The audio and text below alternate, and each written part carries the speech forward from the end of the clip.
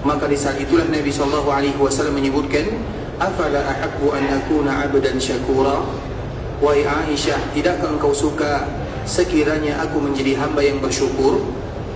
Artinya orang yang bersyukur kepada Allah, maka semakin ditingkatkan kualitas ibadahnya. Namun orang yang sudah mulai malas-malasan beribadah kepada Allah, itu adalah tanda kurangnya bersyukur kepada Allah Subhanahu wa ta'ala. Sehingga setiap kali Allah berbicara tentang syukur, pasti Allah menyebutkan wa qalilun min ibadiyas syakur. Orang yang bersyukur itu tidak banyak. Bersyukur dengan lisan mudah, bersyukur dengan hati juga tidak sulit, tapi yang paling sulit itu adalah bersyukur dengan beribadah kepada Allah Azza wa Jalla. Dan semoga duduknya kita di dalam Masjid Nabawi, membacakan ayat-ayat Al-Quran atau juga hadis-hadis Nabi SAW adalah bagian kita bersyukur kepada Allah Subhanahu wa ta'ala. Kemudian salawat beriringkan salam semoga senantiasa tercurahkan buat junjungan alam Nabi kita yang mulia, uswah dan qudwah kita bersama Muhammad bin Abdullah sallallahu alaihi wasallam, yang mana kita senantiasa menganjurkan diri kami pribadi dan juga kepada kita bersama kaum muslimin untuk tidak pernah melewatkan hari kecuali mengucapkan salam dan salawat kepada baginda Nabi sallallahu alaihi wasallam. Karena mengucapkan salam dan salawat kepada Nabi minimal ada dua perkara di dalamnya. Yang pertama, orang yang mengucapkan salam dan salawat kepada Nabi berarti mereka telah melaksanakan perintah Allah Subhanahu wa ta'ala. Dan yang kedua, orang yang mengucapkan salam dan salawat kepada Nabi berarti mereka telah melaksanakan kewajiban mereka sebagai umat Rasulullah sallallahu alaihi wasallam. Kalau seandainya dua hal ini kita balikkan, orang yang bermalas-malasan mengucapkan salam dan salawat kepada Nabi berarti yang pertama mereka telah melalaikan perintah Allah, dan yang kedua mereka tidak melaksanakan kewajibannya sebagai umat baginda Muhammad bin Abdullah sallallahu alaihi wasallam. Dan selalu kita menyebutkan ikhwatul Islam, Nabi sallallahu alaihi wasallam bersabda, inna awlan nasi bi yaumal qiyamah aktsaruhum alayya salata. Orang yang paling pantas terhadap Nabi di hari kiamat, yang paling dekat dengan Nabi, yang mendapatkan syafaat dari Nabi, yang dimudahkan urusannya di akhirat, yang dimudahkan urusannya masuk surga, adalah mereka yang paling banyak mengucapkan salam dan salawat kepada Rasulullah sallallahu alaihi wasallam. Jangan haramkan diri kita untuk melakukan kebaikan yang mudah dilakukan tapi sering dilalaikan oleh kaum muslimin.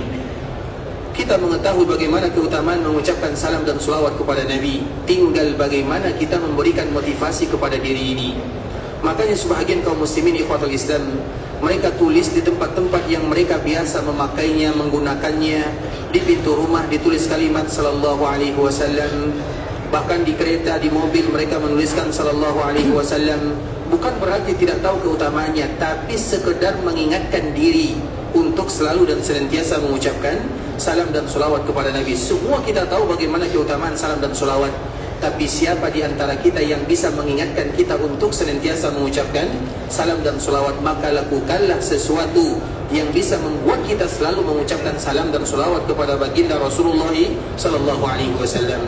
Allahumma salli ala Muhammad wa ala ahli baitihi wa ala azwajihi wa dhurriyyatihi kama sallaita ala Ibrahim wa ala ali Ibrahim innaka Hamidum Majid. Allahumma barik ala Muhammad wa ala ahli baitihi wa ala azwajihi wa dhurriyyatihi kama barakta ala Ibrahim wa ala ali Ibrahim innaka Hamidum Majid. Ikhwatul Islam, saudara kaum muslimin, para tetamu Allah, para jemaah haji rahimani wa rahimakumullah, kita akan kembali melanjutkan pembahasan kita yang sebelumnya telah kita jelaskan, yaitu bagaimana ibadah haji yang dilakukan dan yang disebutkan oleh baginda Rasulullah sallallahu alaihi wasallam. Karena memang di antara salah satu pesan Nabi sallallahu alaihi wasallam dikala Nabi melaksanakan ibadah haji pada tahun ke-10 Hijriah yang dikenal dengan Haji Wada', Nabi sallallahu alaihi wasallam melaksanakan ibadah haji hanya satu kali saja. Sehingga ibadah haji ini ikhwatul Islam adalah ibadah yang paling sedikit perbezaan di antara para ulama di dalamnya. Kalau ibadah salat ikhwatul Islam, sebahagian para ulama menyebutkan pembahasan dalam masalah salat itu lebih daripada 600 pembahasan. Bahkan cara kita mengucapkan doa iftitah saja terdapat 12 ungkapan yang harus kita ucapkan. Itu baru doa iftitah, belum lagi doa sujud, belum lagi doa ruku. Banyak sekali ikhwatul Islam. Apa yang menyebabkan demikian? Karena Nabi selalu berulang solatnya. Dan perbezaan para ulama dalam masalah solat tergantung kapan mereka melihat Nabi SAW melaksanakan ibadah solat. Kadang mereka melihat Nabi solat di waktu ini, kadang yang lain melihat Nabi waktu solat melaksanakan ibadah solat tahun depan. Sehingga banyak terjadi perbezaan para ulama karena seringnya Nabi SAW melakukan ibadah tersebut. Sedangkan ibadah haji hanya dilakukan oleh Nabi SAW satu kali, yang semestinya jarang terjadi perbezaan di antara para ulama di kala melaksanakan ibadah haji, karena Nabi hanya berhaji satu kali saja. Tidak mungkin terlalu banyak terjadi perbezaan para ulama sebagaimana dalam ibadah-ibadah yang lain, karena Nabi hanya melakukan satu kali. Sehingga yang satu kali inilah menjadi pedoman dan patokan bagi kita bersama, dan dianjurkan bagi kaum muslimin untuk mengetahuinya. Dan sedikit permasalahan dan perbezaan para ulama dalam menentukan bagaimana haji baginda Rasulullah SAW, karena hanya satu kali sahaja. Oleh karena itulah ikhwatul Islam, karena hadis yang paling bagus meriwayatkan haji Nabi SAW adalah hadis yang dibawakan oleh sahabat Jabir bin Abdullah. Hadis yang dibawakan oleh sahabat Jabir bin Abdullah merupakan hadis yang paling lengkap berbicara tentang manasik dan ibadah haji yang dilakukan oleh baginda Rasulullah SAW. Dan alhamdulillah ikhwatul Islam, Allah Subhanahu wa taala memberikan kemudahan kepada kita untuk bisa mempelajari dan membahas tentang bagaimana haji Nabi SAW. Yang bisa membaca silahkan mereka baca, yang sulit bagi mereka membaca silahkan mereka mendengarkan. Artinya tidak ada alasan bagi kita tidak mengetahui tentang haji Nabi SAW. Dan kita juga tahu bahwa kita tidak akan pernah sanggup melaksanakan ibadah haji seperti yang diinginkan oleh Nabi. Tapi kita semua berkeinginan untuk berhaji seperti yang diinginkan oleh Nabi SAW. Makanya di dalam riwayat disebutkan ikhwatul Islam, saddidu wa qaribu. Kalau kalian tidak bisa mencontoh 100% tentang bagaimana ibadah haji yang dilakukan oleh Nabi, paling tidak kalian mendekati apa yang dilakukan oleh baginda Nabi SAW. Jangan terlalu jauh dari arahan Nabi SAW. Nabi SAW melakukan ini jelas semuanya ikhwatul Islam, karena Nabi hanya berhaji satu kali sahaja. Sehingga ibadah itu adalah ibadah yang mudah, jarang terjadi perbezaan para ulama di dalamnya. Maka jangan sedikit-sedikit kita mengatakan terjadi perbezaan para ulama. Kenapa? Karena ibadah haji itu hanya dilakukan oleh Nabi satu kali. Walau kadang-kadang hukum itu bisa berubah karena situasi dan kondisi, bukan karena hukum asalnya. Nah, sekarang kita menyebutkan ikhwatul Islam salah satu riwayat yang disebutkan oleh sahabat Jabir bin Abdullah. Nabi SAW pernah menyebutkan kalimat ini dikala Nabi SAW berada di Arafah. Nabi SAW berkhutbah kepada para sahabatnya, "Lita'khudhu manasikakum." Wahai para sahabatku, hendaklah kalian mengambil manasikku atau manasik yang aku lakukan ini. Karena Nabi SAW melakukan ibadah haji. Karena para sahabat ketika mereka mendengarkan Nabi melaksanakan ibadah haji pada tahun ke-10 Hijriah, mereka semua berbondong-bondong datang ke kota Mekah ingin berhaji bersama baginda Rasulullah SAW. Sehingga kalau seandainya ada di antara kita yang ingin mengetahui berapa jumlah sahabat Nabi SAW, maka ketahuilah berapa orang yang berhaji bersama Nabi. Karena rata-rata sahabat pada tahun ke-10 Hijriah, mereka semuanya berangkat haji bersama Nabi dan ingin melihat bagaimana ibadah haji yang dilakukan oleh baginda Nabi SAW. Di samping itu juga mereka ingin mendapatkan kemuliaan untuk berhaji bersama baginda Nabi yang mulia Muhammad bin Abdullah SAW. Oleh karenanya ikhwatul Islam, sebelumnya kita telah menjelaskan ibadah haji itu sudah diwajibkan kepada kaum muslimin pada tahun ke-9 Hijriah. Tapi tahun ini Nabi SAW belum dimudahkan melaksanakan ibadah haji, dan kaum muslimin berhaji namun dipimpin oleh sahabat Abu Bakar As-Siddiq. Sedangkan pada tahun berikutnya Nabi melaksanakan ibadah haji dan didengarkan oleh semua para sahabat Nabi, maka semua mereka ingin berhaji bersama Nabi. Bahkan mereka-mereka yang telah beriman kepada Nabi dan mereka belum pernah melihat Nabi, maka mereka akan menjadikan itu adalah momen perjumpaan yang sangat indah dengan baginda Nabi yang mulia Muhammad bin Abdullah SAW. Dan itulah kelebihan dan kemuliaan para sahabat. Para sahabat itu ikhwatul Islam, semua mereka yang melihat Nabi, semua mereka yang beriman kepada Nabi, kemudian mereka berjumpa dengan Nabi, kemudian mereka wafat dalam keadaan beriman kepada Nabi. Maka itulah kemuliaan sahabat. Walau mereka melihat Nabi 1 detik seumur hidupnya, maka mata yang telah memandang baginda Nabi SAW dimuliakan oleh Allah Subhanahu wa taala dengan titel sahabat. Dan sahabat itu adalah manusia yang paling mulia setelah baginda Rasulullah SAW. Dan bahkan sahabat itu adalah umat yang paling mulia di antara semua umat yang ada di dunia. Jadi tingkatan kemuliaan mereka itu bukan main-main. Para sahabat itu semuanya diridhai oleh Allah Subhanahu wa taala. Walau mereka melihat Nabi hanya dalam 1 kali perjumpaan saja. Karena banyak orang yang satu zaman dengan Nabi SAW, tapi mereka belum dimudahkan oleh Allah untuk bertemu dengan Nabi. Contoh misalnya Uwais Al-Qarni, dia itu satu zaman dengan Nabi, tapi dia belum dimudahkan berjumpa dengan Nabi. Maka walau satu zaman dengan Nabi, walau beriman dengan Nabi, walau wafat dalam keadaan beriman, dia tidak dinamakan dengan sahabat. Dia tetap dinamakan dengan tabi'in, karena dia tidak berjumpa dengan Nabi. Kalau sekiranya ada yang berjumpa dengan Nabi, tapi dikala dia berjumpa dengan Nabi masih dalam keadaan kekufuran, kemudian setelahnya Nabi meninggal dan baru dia beriman, dia juga tidak disebut dengan sahabat. Jadi sahabat itu ikhwatul Islam adalah orang yang melihat Nabi, beriman kepada Nabi, kemudian melihat Nabi secara langsung, kemudian mereka wafat dalam keadaan iman, maka mereka dinamakan dengan sahabat Rasulullah SAW. Dan kedudukan mereka sangat mulia, dan Allah jamin surga untuk mereka semuanya. Kemudian ikhwatul Islam, berapa jumlah sahabat Nabi? Apakah sahabat Nabi itu masih ada sampai sekarang? Mereka semuanya sudah meninggal. Bahkan sebagian para ulama menjelaskan batas akhir dari para sahabat itu kurang lebih tahun 120 Hijriah. Artinya setelah tahun 120 Hijriah tidak ada lagi yang namanya sahabat di dunia. Yang ada adalah tabi'in, yaitu orang yang melihat sahabat Nabi SAW. Dan bagaimana kita mengetahui berapa jumlah sahabat Nabi? Diketahui dikala mereka melaksanakan haji wada' bersama baginda Rasulullah SAW. Maka oleh karenanya Imam Suyuti menyebutkan ikhwatul Islam, jumlah sahabat Nabi kurang lebih 140.000 maksimal. Jumlah sahabat Nabi radhiyallahu ta'ala anhum ajma'in itu kurang lebih 140.000. Dari mana dia tahu? Dia menghitung berapa orang kira-kira yang ikut haji bersama Nabi SAW. Maka dari situlah haji Nabi disebut dengan haji wada', karena para sahabat mereka semuanya ikut berhaji bersama Nabi.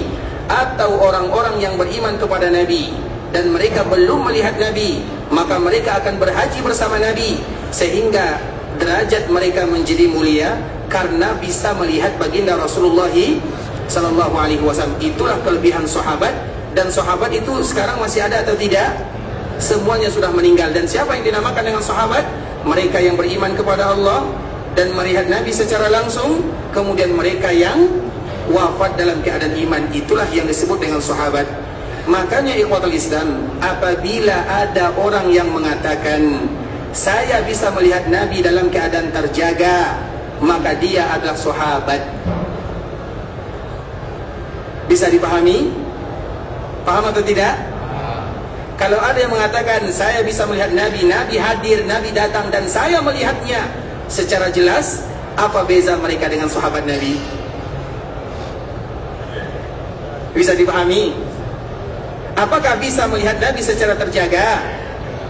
Bisa, kalau kita sahabat. Tapi sahabat itu masih hidup atau masih tersisa atau tidak? Sudah habis. Pada tahun terakhirnya tahun berapa? 120 Hijriah. Siapa mengatakan demikian? Dikatakan oleh Imam Ibn Hajar Al-Asqalani rahimahullahu ta'ala. Karena memang Nabi tidak lagi bisa dilihat secara terjaga. Namun kalau kita ingin melihat Nabi, satu-satunya cara di dunia adalah lewat mimpi. Dan semoga kita semua dihadiahkan untuk bisa melihat baginda Nabi SAW. Karena itu adalah kekhususan melihat Nabi, itu kekhususan para sahabat Nabi SAW. Sedangkan selain mereka, mereka tidak bisa melihat Nabi kecuali hanya lewat mimpi sahaja. Maka itulah definisi sahabat yang telah disebutkan oleh para ulama.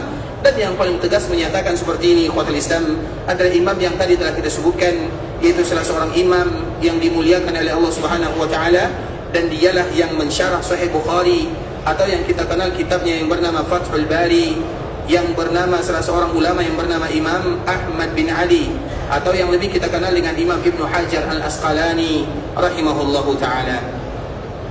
Tapi ikhwatul Islam, maka di saat itulah Nabi SAW mengatakan, "Litakhudhu manasikakum." Hendaklah kalian mengambil manasik ini dariku. Dan yang menyaksikan Nabi 140.000 orang, sebagaimana tadi yang telah kita jelaskan. Kemudian fa inni, apa kata Nabi? Fa inni la adri la'alli la ahujju ba'da hajjati hadhihi. Karena aku tidak tahu, kemungkinan setelah aku melaksanakan ibadah haji ini, aku tidak akan pernah lagi melaksanakan ibadah haji setelahnya. Dan kalimat kemungkinan itu adalah sesuatu yang pasti, seolah-olah ini merupakan di antara kabar dari Nabi SAW. Wahai para sahabatku, kemungkinan ini adalah perkumpulan terakhir kita di Makkah Al-Mukarramah. Karena setelahnya dikala Nabi SAW pulang ke kota Madinah, sampainya Nabi SAW di akhir bulan Dzulhijjah, kemudian di bulan Muharram, kemudian di akhir-akhir bulan Safar, maka di saat situlah Nabi SAW mulai merasakan sakit. Nabi SAW mulai merasakan sakit kepala, sakit kerongkongan, demam. Kemudian di awal bulan Rabiul Awal Nabi tidak lagi bisa keluar dari rumahnya. Kemudian di akhir-akhirnya Nabi tidak lagi bisa jadi imam. Kemudian tanggal 12 Rabiul Awal di hari Senin, Allah Subhanahu wa taala memanggil Nabi SAW untuk selama-lamanya. Makanya itulah yang disebutkan oleh Nabi SAW, seolah-olah Nabi mengatakan, kalian tidak akan lagi berjumpa denganku setelah ini. Maka betul-betul perhatikan bagaimana aku melaksanakan ibadah haji. Seolah itu merupakan di antara pesan Nabi SAW kepada para sahabatnya. Bahkan di hari ini jugalah Allah Subhanahu wa taala menurunkan ayat yang sangat mulia, yang mana orang-orang Yahudi mengatakan, kalau sekiranya ayat ini turun kepada kami bangsa Yahudi, akan kami jadikan hari itu adalah hari raya kami sebagai bangsa Yahudi. Kenapa? Karena mereka tahu bagaimana agungnya ayat yang mulia ini. Ayat yang semuanya dihafal oleh kaum muslimin. Kapan diturunkan oleh Allah Azza wa Jal? Diturunkan oleh Allah dikala Nabi berada di padang Arafah, ketika Nabi SAW sedang wukuf. Maka Allah turunkan ayat, Al-yawma akmaltu lakum dinakum wa atmamtu alaikum ni'mati wa raditu lakumul islam dina. Nikmat sudah sempurna, Islam sudah sempurna, semuanya sudah diberikan oleh Allah Azza wa Jal. Kemudian di saat membacakan ayat ini, ternyata ayat ini ada dua kandungan makna di dalamnya. Yang pertama, ayat ini adalah kabar gembira bahwa agama Islam itu adalah agama yang sempurna, dan yang menyempurnakannya adalah Rabbul Izzati wal Jalalah, yang tidak ada penambahan dan kekurangan di dalamnya. Namun dalam sisi lain, ayat ini adalah kabar duka bahwa Nabi yang menyampaikan agama sudah selesai tugasnya. Dan kalau sudah selesai tugas baginda Nabi SAW, maka beliau pun akan bertemu dengan Allah Subhanahu wa taala. Sehingga ayat ini ikhwatul Islam, kabar gembira dan kabar duka. Kabar gembiranya bagaimana? Nikmat sudah disempurnakan oleh Allah, agama sudah lengkap. Sedangkan kabar dukanya, kalau agama sudah sempurna dan lengkap, selesai tugas baginda Rasulullah SAW. Kalau tugas Nabi sudah selesai, maka Nabi akan kembali kepada yang mengutusnya, yaitu Rabbul Izzati wal Jalalah. Sehingga dari situlah Nabi SAW mengatakan, fa inni la adri. Aku tidak tahu wahai kaum muslimin, aku tidak tahu wahai para sahabatku, la'alli la ahujju ba'da hajjati hadhihi. Kemungkinan aku tidak akan pernah lagi berhaji setelah tahun ini. Oleh karenanya ikhwatul Islam, maka dari situlah kaum muslimin mereka berusaha untuk mempelajari bagaimana ibadah haji yang dilakukan oleh Nabi SAW. Nah, sekarang kita akan menyebutkan bagaimana cara ibadah haji yang dilakukan oleh Nabi SAW. Nabi SAW ikhwatul Islam melaksanakan ibadah haji dari Madinah sampai di Mekah pada tanggal 4 Zulhijjah. Kita ulang lagi ikhwatul Islam, Nabi SAW melaksanakan ibadah haji dari Madinah, kemudian sampai di Mekah pada tanggal 4 Zulhijjah. Dan Arafahnya atau Haji Arafah atau Arafah yang terjadi di zaman Nabi SAW adalah bertepatan dengan hari Jumat. Berarti hari Jumat itu adalah tanggal 9 Zulhijjah. Kalau seandainya hari Jumatnya adalah tanggal 9 Zulhijjah, berarti kapan dan hari apa Nabi sampai di Mekah?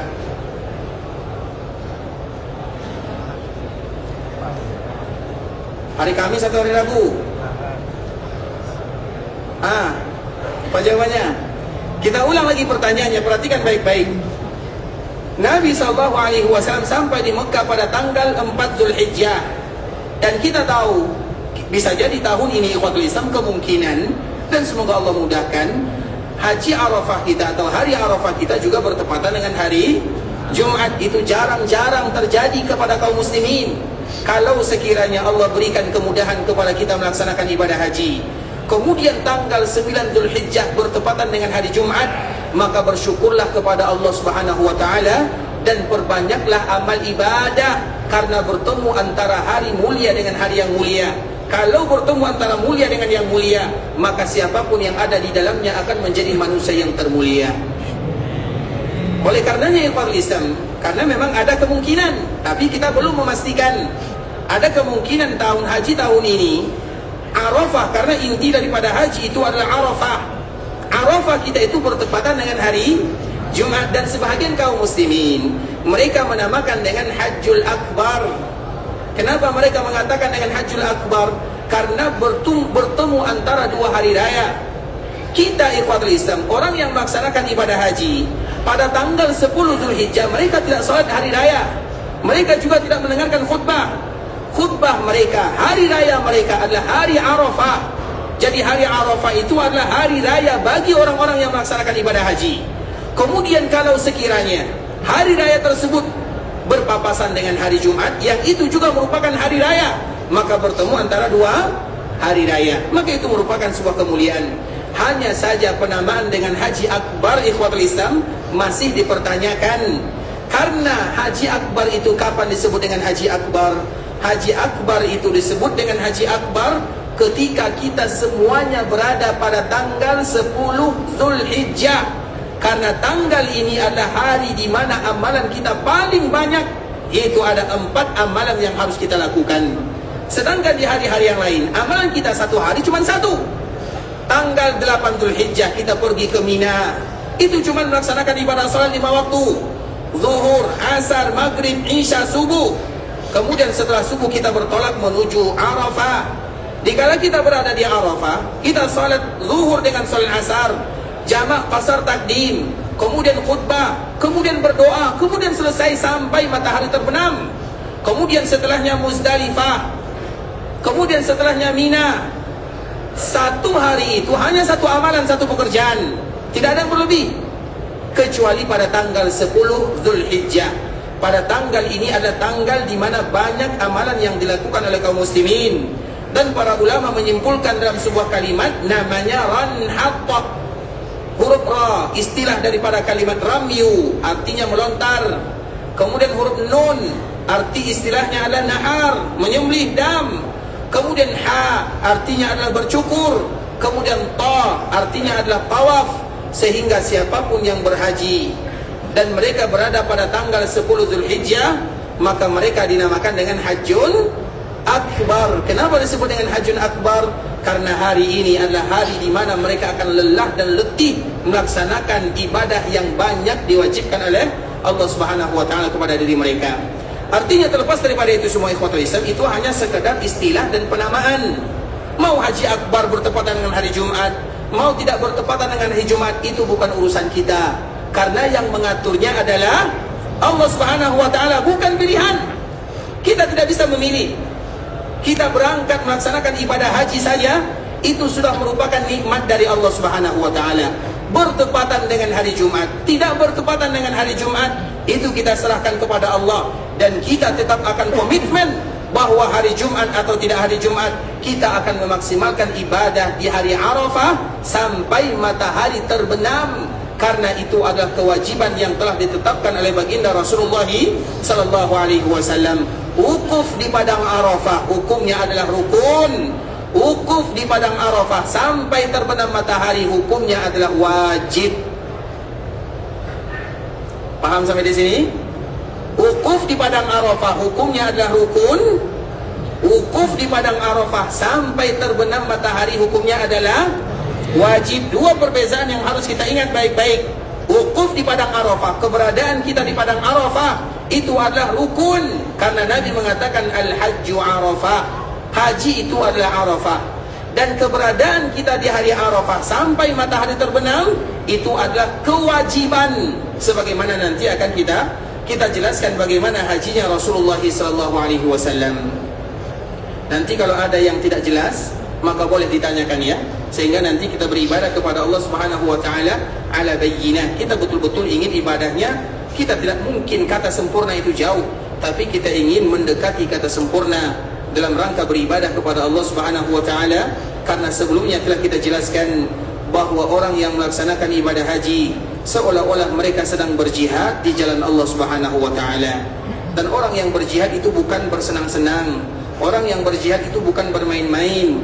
Orang yang berjihad itu bukan berbicara. Orang yang berjihad itu bukan menggibah.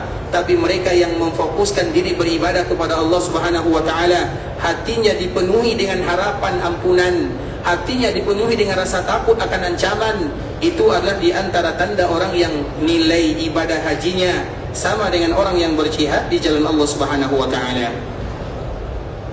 Kemudian ikhwatul Islam, kita kembalikan kepada Nabi sallallahu alaihi wasallam. Nabi sallallahu alaihi wasallam melaksanakan ibadah haji sampai di kota Makkah pada tanggal 4 Zulhijjah, dan tanggal 9-nya bertepatan dengan hari Jumat, haji yang dilakukan oleh baginda Rasulullah sallallahu alaihi wasallam. Berarti hari 4 itu, tanggal 4 itu hari apa? Hari Ahad. Sudah sepakat ya? Taib. Kalau sekiranya hari Ahad Nabi SAW sampai di Mekah, kira-kira kapan Nabi bertolak dari Madinah? Tentu itu pertanyaan yang kedua. Kalau sekiranya Nabi sampai di Mekah pada tanggal 4 Zulhijjah, maka kira-kira kapan Nabi berangkat dari Madinah? Berapa? 1 bulan sebelumnya. Yang lain? Dari mana kita tahu jawabannya? Kita ukur perjalanan Nabi SAW dari Mekah, dari Madinah menuju Mekah. Nah, kira-kira perjalanan yang biasanya dilakukan oleh Nabi SAW dan kaum muslimin dari Mekah menuju Madinah atau dari Madinah menuju Mekah berapa hari? Berapa? 20 hari, 4 hari. Siapa lagi? Siapa yang pernah mencoba? Sehingga berani kita jawab. Iya kan? Siapa yang pernah mencobanya? Ada yang pernah berjalan kaki dari Mekah, dari Madinah menuju Mekah. Tapi rata-rata ikhwatul Islam, perjalanan biasanya Nabi SAW dan para sahabat, mereka melakukan perjalanan dari Mekah menuju Madinah atau Madinah menuju Mekah itu kurang lebih 6 sampai 7 hari. Dari mana kita tahu kilometernya? Apakah ada ukuran di zaman Nabi? Tidakkah kita ingat di ikhwatul Islam, ketika Nabi berhijrah dari Mekah menuju Madinah, berapa lama waktu Nabi SAW sampai di Madinah? Karena nanti dari Mekah menuju Madinah, dari Madinah menuju Mekah sama. Sehingga dari situ bagaimana cara kita mengetahui kalau Nabi SAW menghabiskan waktu kurang lebih 6 atau 7 hari? Karena itu dihitung dulu berapa lama Nabi menghabiskan waktu dari Mekah menuju Madinah. Bukankah dulu dikala Nabi hijrah dari Mekah menuju Madinah bersama sahabatnya Abu Bakar As-Siddiq, Nabi menghabiskan waktu yang sama? Dan bahkan ikhwatul Islam, di antara salah satu keunikan perjalanan kita dari Mekah menuju Madinah atau dari Madinah menuju Mekah, itu seolah-olah merupakan simbol perjalanan yang dulu dilakukan oleh baginda Rasulullah SAW. Makanya kalau kita lihat, terutama bagi kita yang datang pesawatnya mungkin ke Jeddah belum ada ya, semuanya ke Madinah ya. Nanti kalau kita akan melakukan perjalanan, tidak ada yang lurus, semuanya berbelok-belok, belok sana, belok kiri, belok kanan. Kenapa tidak lurus? Biar cepat sampainya. Tapi tidak demikian, karena Nabi juga tidak lurus perjalanannya. Ketika Nabi hijrah dari Mekah menuju Madinah, Nabi mencari perjalanan yang lain. Makanya Nabi butuh pembimbing. Abdullah bin Uraiqid namanya, pembimbing yang ahli dalam masalah tahu jalan, tahu arah. Sehingga dari situlah para ulama memberikan kesimpulan, kira-kira perjalanan Nabi itu dari Mekah menuju Madinah, jalan mana yang ditempuh oleh Nabi? Kemudian dari situlah mereka membuat jalan untuk mengajarkan kepada kaum muslimin. Kalau seandainya Allah mudahkan kalian melaksanakan perjalanan dari Mekah menuju Madinah, atau dari Madinah menuju Mekah, lihat keluar. Begitulah perjalanan dan itulah tempat yang dulu dilalui oleh baginda Rasulullah sallallahu alaihi wasallam, mengajarkan kepada kita bagaimana perjuangan baginda Rasulullah sallallahu alaihi wasallam untuk mengajarkan kepada kaum muslimin yang demikian. Makanya ikhwatul Islam, Nabi sallallahu alaihi wasallam menghabiskan waktu kurang lebih 6 sampai 7 hari. 7 hari 7 malam. Berarti kalau seandainya demikian, kapan Nabi berangkat dari Madinah? Berapa? 26 atau 27 Zulqa'dah. Jadi kurang lebih Nabi sallallahu alaihi wasallam berangkat ikhwatul Islam 26 atau 27 Zulqa'dah. Itu adalah ibadah yang dilakukan oleh Nabi sallallahu alaihi wasallam rata-rata bersama semua penduduk Madinah. Jadi penduduk Madinah pada waktu itu ikhwatul Islam semuanya rata-rata mereka pergi menunaikan ibadah haji bersama baginda Nabi sallallahu alaihi wasallam. Kemudian ikhwatul Islam, ketika Nabi sallallahu alaihi wasallam sampai di miqat, karena biasanya Nabi sallallahu alaihi wasallam melakukan perjalanan itu setelah zuhur. Itu adalah di antara kebiasaan baginda Rasulullah sallallahu alaihi wasallam. Rasulullah sallallahu alaihi wasallam biasanya kalau ingin keluar melakukan perjalanan, baik itu untuk ibadah atau berjuang atau berjihad, maka Nabi akan keluar setelah zuhur. Itu adalah di antara kebiasaan Nabi sallallahu alaihi wasallam. Kemudian dikala Nabi sallallahu alaihi wasallam keluar dari zuhur, setelah zuhur berjalan menuju miqat. Miqat itu ikhwatul Islam, kalau kita pakai kereta atau pakai mobil, kurang lebih dari sini 15 menit. Perjalanan 15 menit itu kalau menggunakan mobil atau kereta, kalau berjalan kaki kira-kira berapa jam? Kurang lebih 2 sampai 3 jaman. Kurang lebih 2 sampai 3 jam. Sehingga ikhwatul Islam, ketika Nabi, agar kita tahu, ketika Nabi sallallahu alaihi wasallam sampai di miqat, ketika Nabi sallallahu alaihi wasallam sampai di miqat atau miqat yang bernama Zulhulaifah, maka Nabi sallallahu alaihi wasallam salat 2 rakaat di dalamnya. Pertanyaannya, kira-kira salat apa yang dilakukan oleh baginda Rasulullah sallallahu alaihi wasallam? Masjid. Tidak ada masjid di miqat, tidak ada masjid. Masjid itu baru ada sekarang. Dulu hanya sekedar lembah. Bisa dipahami? Dulu itu hanya sekedar lembah. Sulit bagi kita memahaminya dan mengetahuinya. Sekarang baru dibuat masjid miqat. Paham? Makanya dulu ikhwatul Islam, itu masjid itu baru dibangun kurang lebih tahun 2000-an atau sebelumnya. Sebelumnya tidak ada masjid, sekedar lembah. Ini miqat selesai. Untuk sekedar menentukan bahwa itu adalah miqat kaum muslimin yang berasal dari Madinah. Nah, di zaman Nabi tidak ada masjid, itu hanya sekedar lembah, dan Nabi sallallahu alaihi wasallam berhenti di sana untuk melaksanakan salat 2 rakaat. Pertanyaannya, salat apa yang dilakukan oleh Nabi? Salat yang dilakukan oleh Nabi sallallahu alaihi wasallam adalah salat asar. Bukankah tadi Nabi sallallahu alaihi wasallam bertolak dari sini menuju miqat setelah zuhur? Paham tak? Sehingga nanti dikala sampai di miqat, maka sampai di waktu asar. Nah, di waktu asar itu Nabi melakukan salat 2 rakaat. Kenapa 2 rakaat? Karena Nabi sudah memulai safar. Maka di saat itulah Nabi melakukan salat 2 rakaat. Salat apa namanya? Nabi melakukan salat asar. Nah, nanti kalau kita berada di miqat, salat apa namanya? Salat tahiyat. Karena sudah ada masjid di dalamnya. Lembah yang dianjurkan bagi kita untuk melakukan salat 2 rakaat di sana namanya adalah lembah Aqiq. Tahukah kita di mana lembah Aqiq? Lembah Aqiq itu ikhwatul Islam atau yang dikenal dengan Wadi Aqiq. Wadi Aqiq itu adalah lembah yang membentang di kota Madinah. Bahkan sebahagian para ulama menyebutkan Wadi Aqiq ini sampai di miqat. Maka disitulah terjadi perbezaan para ulama. Kemudian ikhwatul Islam, Wadi Aqiq ini Nabi SAW dikala sampai di Wadi Aqiq, malaikat Jibril turun. Kemudian apa kata Jibril kepada Nabi SAW? Salli fi hadzal wadi. Hendaklah kamu salat 2 rakaat di lembah ini. Itulah asal muasalnya salat di lembah Aqiq namanya. Sebahagian para ulama menyebutkan Wadi Aqiq itu sampai ke miqat, dan sampai dimanapun ikhwatul Islam, selama itu namanya adalah lembah Wadi Aqiq, selama itu dinamakan dengan Wadi Aqiq, maka itu adalah lembah yang penuh dengan keberkahan, sehingga Allah mengutus malaikat Jibril agar Nabi SAW salat di lembah tersebut. Pertanyaannya, di mana lembah Aqiq? Di mana? Mana? Masjid Berali, Zulhulaifah.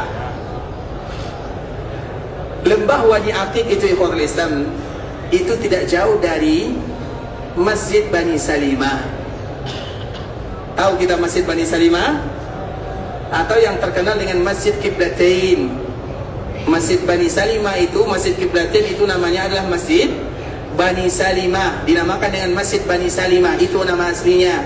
Bahkan kalau kita sampai di sana, maka masih dinamakan dengan Masjid Bani Salimah, atau yang terkenal dengan Masjid Qiblatain. Di belakangnya ada namanya Wadi Aqiq, dan itu adalah batasan yang disepakati oleh para ulama. Itu adalah akhir daripada tanah haram. Kalau sekarang posisi pasnya ikhwatul Islam, itu pas di depan kampus Universitas Islam Madinah. Ada salah satu kampus ikhwatul Islam, kampus yang aneh bin ajaib. Orang dalam bayar, orang luar gratis. Aneh kan? Orang luar bergratis, orang dalam bayar. Dan salah satu yang digratiskan adalah orang yang ada di depan kita ini. Artinya ikhwatul Islam, kampusnya aneh. Bahkan ikhwatul Islam dulu pernah perkumpulan antara rektor dengan mahasiswa ya. Tiba-tiba ada orang yang berasal dari dalam negara ini, dia protes. Wahai rektor, kami bayar, mereka gratis. Sebenarnya kami yang paling pantas untuk gratis, karena kami anak bangsa. Itulah istilahnya. Apa jawaban dari Profesor Ikhwatul Islam? Jawaban yang sangat indah ya. Apa katanya? Wahai anak-anakku, ketahuilah, orang-orang yang berasal dari luar itu, mereka itu adalah tamu kita, dan kita wajib memuliakan tamu. Dan ada yang bertamu 4 tahun, ada yang bertamu 10 tahun, bahkan ada yang bertamu 17 tahun. Coba bayangkan. Dan selama itu menjadi tamu. Dan itu semuanya artinya itu diantara salah satu kelebihan, makanya unik dan menarik ya, aneh bin unik. Kenapa demikian? Karena orang dalam bayar, orang luar gratis, dan kita berkumpul di dalamnya kurang lebih 172 negara. Semua negara ada di sana. Negara yang ada di dunia berapa? Ada yang tahu ya? Negara di dunia berapa jumlahnya? 215 atau 217? 193 kurang lebih. Sehingga sedikit sekali negara yang tidak ada, kebanyakan negara ada di sana. Nah, pas di depannya itu ikhwatul Islam, sekarang sudah diabadikan, dijadikan tempat, artinya tempat agar orang-orang tahu kalau itu adalah lembah barokah. Makanya dibuat tempat jalan, dilapangkan, dibersihkan, ditata dengan bagus. Kenapa demikian? Untuk mengingatkan kepada kaum muslimin, disinilah malaikat Jibril turun. Kemudian Nabi diperintahkan untuk melaksanakan sholat 2 rakaat. Kapan itu terjadi? Dikala Nabi melaksanakan ibadah haji. Makanya ikhwatul Islam, dikala Nabi berangkat dari Mekah, dari Madinah sampai di Wadi Aqiq, maka malaikat turun, malaikat Jibril turun. Kemudian diperintahkan Nabi SAW untuk sholat 2 rakaat di sana. Nah, di sini perbezaan para ulama. Wadi Aqiq itu kalau seandainya mereka mengatakan sampai ke miqat, berarti sholat 2 rakaatnya adalah sholat 2 rakaat yang dilakukan oleh Nabi SAW. Tapi kalau sekiranya tidak sampai, maka sholat 2 rakaat yang dilakukan oleh Nabi SAW dikala berada di Dzulhulaifah adalah sholat asar 2 rakaat, karena memang Nabi melakukan safar dari sini setelah zuhur. Dan bahkan para jemaah ikhwatul Islam, kalau jemaah haji kami tidak tahu ya, kalau jemaah umrah rata-rata orang safar itu dari zuhur dari sini, kemudian nanti pas asarnya mereka sampai di miqat, kemudian nanti mereka langsung melaksanakan sholat asar. Itu kebanyakannya, walaupun ada sebagian yang di luar daripada kebanyakan tersebut. Terlepas daripada itu semua, di miqat itu ikhwatul Islam, kita mau berhenti, mau tidak berhenti, yang rukun itu adalah niat, dan yang wajib itu adalah memakai pakaian ihram. Berhenti di miqat, tidak berhenti di miqat, sama saja hukumnya. Bisa dipahami? Apalagi dengan transportasi yang ada di zaman sekarang. Kalau kita rombongan pertama, rata-rata kita turun di Madinah. Kemudian nanti kita dari Madinah lewat di miqat. Miqatnya jelas namanya Dzulhulaifah. Tapi kalau kawan-kawan kita, saudara-saudara kita yang rombongan kedua, di mana turunnya? Di mana turunnya? Di Jeddah. Di Jeddah itu miqat atau bukan? Iya, miqat. Jeddah itu miqat bagi penduduk Afrika. Kita penduduk Afrika atau Eropa? Asia. Berarti miqat atau bukan? Berarti miqat kita adalah Yalamlam. Artinya dikala kita berada di atas kapal terbang, kita sudah sejajar dengan miqat. Maka di saat itulah kita harus tahu apa kewajiban kita dikala kita sejajar dengan miqat. Dua. Yang pertama niat, labbaik Allahumma umrah atau labbaik Allahumma hajjah. Dan yang kedua, yang itu rukunnya, yang kedua wajibnya, jangan melewatinya kecuali dengan menggunakan pakaian. Apa hukumnya kita mandi ihram? Sunnah. Kalau ada orang yang tidak mandi, boleh atau tak? Boleh, tidak masalah. Walaupun dianjurkan bagi mereka untuk mandi, membersihkan badannya. Tapi kalau sekiranya kawan-kawan kita yang rombongan kedua, yang mereka harus memakai pakaian ihram di atas kapal terbangnya, maka tidak mesti berhenti di miqat. Macam mana berhenti di situ? Tidak ada transit kan?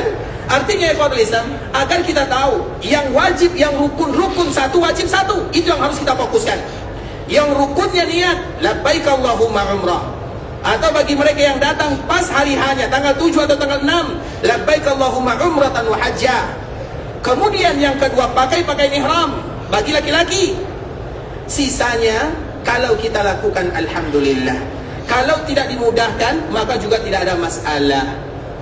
Kalau yang perempuan bebas, pakaiannya bebas, warnanya bebas, selama pakaiannya menutup aurat dan tidak menampilkan auratnya, itu saja. Paham sampai di sini? Nanti kalau ada yang tidak paham boleh ditanya ya. Jadi jangan bertanya di belakang, bertanya di depan. Nah, kaum muslimin, alhamdulillah kita yang berada di kota Madinah dimudahkan bagi kita. Miqat kita adalah Dzulhulaifah, dan kita selalu mengulang miqat Dzulhulaifah itu ikhwatul Islam adalah miqat yang dilebihkan oleh Allah Azza wa Jalla karena jaraknya jauh. Semakin jauh jaraknya, kesempatan kita untuk mengucapkan kalimat talbiyah semakin banyak.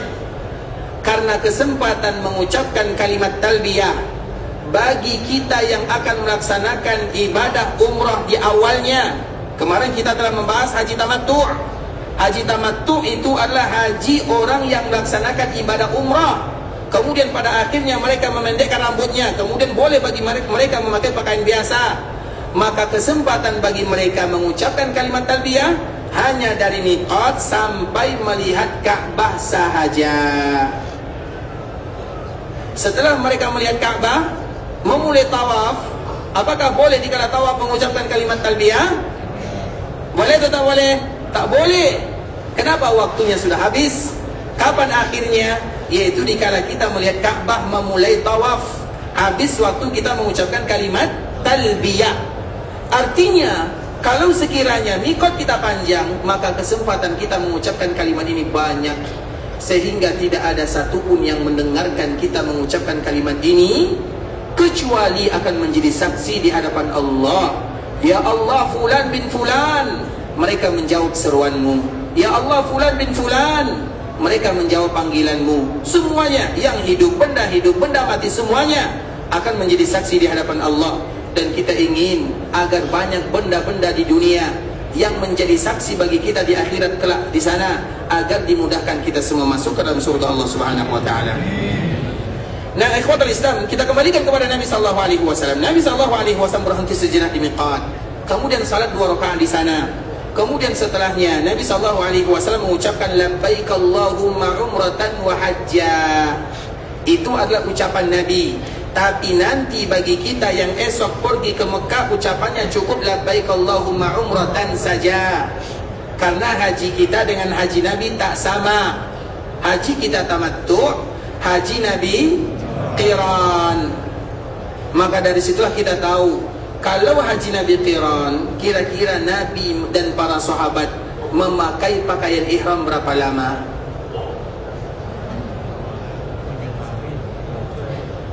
Karena nanti kapan kita akan membuka pakaian ihram?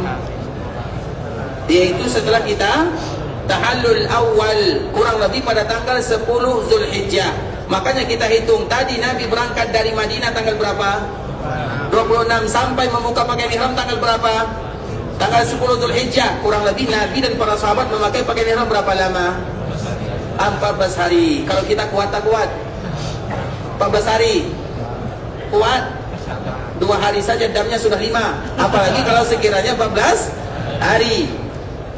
Paham sampai di sini Pak Tulisan? Artinya agar kita tahu betapa mudah dan dimudahkan oleh baginda Rasulullah SAW. Makanya Nabi SAW, dan tidak semua orang yang haji bersama Nabi, mereka hajinya sama dengan Nabi SAW. Nabi SAW memiliki alasan kenapa Nabi melakukan haji qiran. Apa alasan Nabi? Karena Nabi membawa hadiunya. Nabi SAW membawa sembelihannya. Dan bahkan sekarang kalau seandainya kita perhatikan ikhwatul Islam, masih banyak di antara kaum muslimin, terkhusus bagi mereka yang tinggal di dalam, ketika mereka haji, mereka bawa sembelihannya sendiri, mereka cari sendiri, mereka beli sendiri, mereka pilih sendiri. Karena itu sama dengan korban, harus tidak boleh cacat, harus yang paling bagus, harus cari yang paling bagus untuk dam kita atau hadiah kita kepada tanah haram Mekah dan Madinah. Dan ini selalu kita ulang-ulang, cari yang terbaik. Karena itu seolah-olah merupakan persembahan kita kepada Allah, yang mana kita bersyukur kepada Allah ketika Allah berikan kemudahan, kelancaran, kesehatan, kemudian kita bisa melaksanakan ibadah umrah, kemudian diikutkan dengan ibadah haji. Maka di saat itulah kita akan memberikan yang namanya hadiu, yang hukum asalnya disembelih pada tanggal 10, 11, 12 dan 13 Zulhijjah. Maka dinamakan dengan hadiu, hadiah kepada orang-orang yang ada di haram. Karena tidak boleh bagi kita memberikan hadiah, hadiu, dam, kecuali harus dilakukan di tanah haram sahaja dan dibagikan kepada penduduk haram sahaja. Tak boleh kepada yang lain. Walau sekiranya nanti kita tidak sanggup bayar dam sekarang, Ustaz saya tidak sanggup bayar dam karena uang banyak keluar, bisa jadi sulit untuk menukar uang, atau ada keperluan yang mendesak, atau hilang uangnya, nanti boleh dibayar jika mereka sudah sampai di kampung halaman.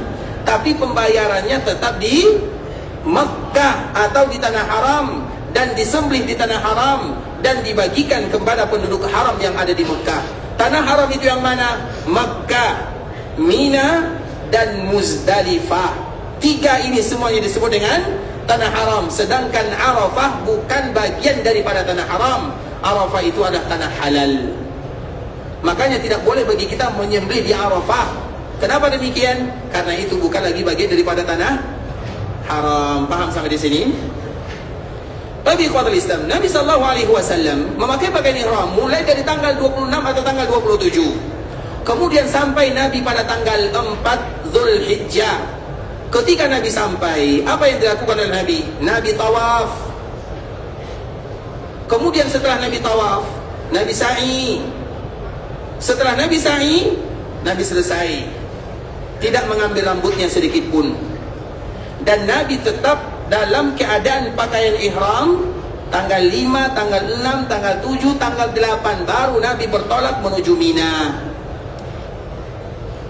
Maka itulah yang dinamakan dengan haji qiran. Qiran itu tidak boleh terputus. Maka niat awalnya itu adalah labbaik Allahumma umratan wa hajja. Maka disebut dengan haji qiran, dan itulah haji yang dilakukan oleh Nabi. Kemudian Nabi mengatakan, kalau sekiranya Allah mudahkan aku bisa melaksanakan ibadah haji pada tahun berikutnya, maka aku akan melaksanakan haji tamattu'. Maka kenapa kita dianjurkan haji tamattu'? Itu adalah pesan baginda Rasulullah SAW, karena kita tidak akan tahan melakukan haji qiran, terutama bagi kita yang dari afaqiyun. Kita ini berasal dari afaqiyun. Afaqiyun itu adalah mereka-mereka yang berasal di ufuk, di afaq. Afaq itu mereka yang jauh dari tanah haram Makkah dan Madinah. karena mereka tidak bisa mengatur waktunya. Mereka mengikuti waktu yang sudah ada, mengikuti ketua, rombongan dan yang semisalnya, sulit untuk mengatur waktunya. Maka itulah haji yang termudah bagi kaum muslimin yang dikenal dengan haji tamattu'. Kemudian haji Nabi SAW adalah haji qiran, dan haji qiran itu juga bagus bagi orang-orang yang datang ke Mekah pada tanggal-tanggal 1 hari atau 2 hari sebelumnya. Yang datang pada tanggal 6 atau tanggal 7, maka bagus baginya untuk melakukan haji qiran. Persamaan antara haji tamattu dengan haji qiran, sama-sama ada umrahnya, sama-sama ada hadyunya atau yang kita kenal dengan dam. Perbezaannya ikhwatul Islam, kalau haji tamattu sa'inya 2 kali, kalau haji qiran sa'inya 1 kali. Kalau sekiranya kita datang ke Mekah tawaf dan kita tidak sa'i, tak masalah, nanti boleh kita sa'i di kala tawaf ifadah. Tapi kalau sekiranya kita sudah sa'i, maka nanti di kala tawaf ifadah tidak pakai sa'i. Sedangkan kita yang melakukan haji tamattu, sa'inya 2 kali. Yang pertama sa'i di kala kita datang melaksanakan ibadah umrah yang lengkap. Kemudian nanti ketika kita memulai ibadah haji pada tanggal 8, 9, 10, 11, 12 dan 13, maka di saat itulah kita melaksanakan tawaf ifadah sekaligus kita melaksanakan sa'i, walau kita memakai pakaian yang sudah bebas. Itu diantara salah satu perbezaannya. Jelas sampai di sini ikhwatul Islam? Kemudian yang ketiga, nanti insya Allah akan kita lanjutkan lagi tentang masalah haji Nabi secara lengkap. Yang ketiga ikhwatul Islam namanya adalah haji ifrad. Ifrad itu diambil dari kata-kata fardun. Orang yang melaksanakan haji ifrad itu adalah orang yang tidak membayar damu syukran atau hadyu. Kenapa demikian? Karena orang yang melaksanakan haji ifrad mereka tidak ada umrahnya, maka disebut dengan fardun. Fardun itu artinya menyendiri, karena orang yang melaksanakan ibadah haji ini hanya haji sahaja yang mereka lakukan tanpa ada umrahnya. Sehingga dengan itulah mereka tidak membayar hadyu. Maka dari sini para ulama menyebutkan kenapa tamattu dan qiran membayar hadyu, membayar dam, karena Allah izinkan mereka untuk menggabungkan antara umrah dengan haji dalam satu perjalanan. Artinya kalau ada orang yang memisahkannya, berarti mereka tidak kena hadyu. Apa contohnya? Haji ifrad. Dari sinilah para ulama menjelaskan hukum asal dalam satu perjalanan adalah satu ibadah. Kalau kita ingin melakukan lebih daripada satu ibadah, tak ada masalah, tapi harus bayar hadyu. Sehingga boleh tidak kita umrah berulang kali? Boleh atau tidak? Dia mengatakan boleh, salah. Dia mengatakan tak boleh juga, salah. Jawaban yang betul adalah esok kita sambung. Tadi para lisan saudara kaum muslimin, para tetamu Allah rahimani wa rahimakumullah. Semoga Allah Subhanahu wa taala memberikan kemudahan bagi kita untuk bisa memahami apa yang telah kita sampaikan dan apa yang kita pelajari. Tujuan bagi kita duduk di sini ikhwatul Islam, sebenarnya kita sudah memahami atau kita sudah tidak ada di antara kita yang datang ke sini kecuali semua kita sudah belajar manasik. Kita duduk di sini hanya sekedar untuk memantapkan, mengetahui bagaimana ibadah yang dilakukan oleh baginda Nabi yang mulia agar kita mendapatkan haji yang diterima oleh Allah Subhanahu wa taala atau yang kita kenal dengan haji mabrur, dan itu merupakan di antara tujuan kita bersama. Maka belajar ibadah haji itu adalah ibadah, sebagaimana melaksanakan ibadah haji juga disebut dengan ibadah. Jadi sebelum kita berhaji, kita sudah dihitung sebagai orang yang melaksanakan ibadah haji, karena kita sudah beribadah dengan mempelajari ibadah haji. Sehingga belajar ibadah haji adalah ibadah, sebagaimana kita berhaji juga adalah ibadah. Maka jangan pernah bosan ikhwatul Islam, apalagi di dalam Masjid Nabawi. Perhatikan baik-baik salah satu hadis yang selalu kita ulang. Satu-satunya hadis yang ada di kota Madinah, di dalam Masjid Nabawi, tidak ada duanya. Bahkan di dalam Masjid Haram Makkah tidak ada. Sehingga dari sinilah para ulama Maliki yang mengatakan bahwa ini merupakan salah satu hadis yang menunjukkan keutamaan kota Madinah, hadis yang sangat mulia. Itu hadis baginda Rasulullah SAW. Nabi mengatakan dengan kalimat yang jelas, riwayat yang dibawakan oleh sahabat Abu Hurairah dari yang dikeluarkan oleh Imam Ibnu Majah, man jaa masjidi hadza, sesiapapun yang datang ke masjidku. Sekarang kita berada di dalam Masjid Nabawi, kita duduk di dalamnya. lam ya'tihi illa li khairin yata'allamu aw yu'allimu, tidaklah dia datang kecuali ingin memahami agama Allah, belajar agama walau satu ayat walau satu hadis. Fahuwa bimanzilatil mujahidi fi sabilillah, maka dia pada waktu itu ibarat orang yang sedang berjihad di jalan Allah Azza wa Jalla. Semoga duduknya kita di sini belajar manasik haji termasuk orang yang sedang berjihad di jalan Allah Azza wa Jalla. Sebagaimana kita berjihad belajar ibadah haji, kita pun berjihad menunaikan ibadah haji. Dua jihad pahala yang kita dapatkan. Itu merupakan kemuliaan yang tidak boleh kita lewatkan, ikhwatul Islam. Apalagi hadis ini, satu-satunya hadis yang ada di dunia terdapat di dalam masjid baginda Rasulullah sallallahu alaihi wasallam. Ikhwatul Islam, saudara kaum muslimin, para tetamu Allah rahimani wa rahimakumullah, sampai di sini pembahasan yang bisa kami jelaskan. Yang benar dari Allah Subhanahu wa taala, yang salah dari diri kami pribadi karena kurangnya ilmu kami, karena kebodohan, karena kejahilan, karena ketidaktahuan. Kami mohon dimaafkan kalau ada kata-kata yang salah, kalimat yang kurang tepat, bahasa yang kurang bagus, penyampaian yang kurang berkenan, penyampaian yang tidak pas, kami mohon dimaafkan. Dan kita selalu berharap, bermohon, meminta kepada Allah Azza wa Jalla, semoga Allah turunkan ampunannya kepada kita bersama. Allah turunkan rahmat dan kasih sayang serta keberkahan dalam kehidupan kita. Semoga Allah ampunkan dosa orang tua kita, dosa saudara-saudari kita, dosa keluarga kita, masyarakat kita, orang-orang yang pernah berbuat baik kepada kita, dan seluruh dosa kaum muslimin. Bagi kita yang ingin melaksanakan ibadah haji atau melaksanakan ibadah umrah, ingin pergi ke Mekah Al-Mukarramah, semoga Allah senantiasa memberikan kepada mereka kesehatan. Semoga Allah Subhanahu wa taala memberikan kelancaran dan kemudahan dalam perjalanan. Semoga ibadah umrah mereka adalah umratan mabrura wa sa'yan mashkura wa dzamban maghfura. Dan semoga Allah Subhanahu wa taala memberikan kekuatan, umur panjang dalam ketaatan kepada kita untuk menyempurnakan ibadah haji, rukun Islam yang kelima. Dan kita berharap kepada Allah agar haji yang kita lakukan adalah haji yang mabrur, wa sa'yun mashkur, wa dzambun maghfur. Sebagaimana kita berharap, bermohon kepada Allah agar Allah berikan kepada kita keikhlasan dalam setiap amal ibadah, agar Allah berikan kepada kita istiqamah dalam agama, dan agar kita ditutup usianya dalam keadaan husnul khatimah. Amin amin ya rabbal alamin. Subhanakallahumma bihamdika asyhadu an la ilaha illa anta astaghfiruka wa atubu ilaik. Wa sallallahu wa sallim ala nabiyyina wa habibina wa khalilina wa sayyidina Muhammadin wa ala alihi wa sahbihi wa sallam tasliman katsira. Assalamualaikum warahmatullahi wabarakatuh.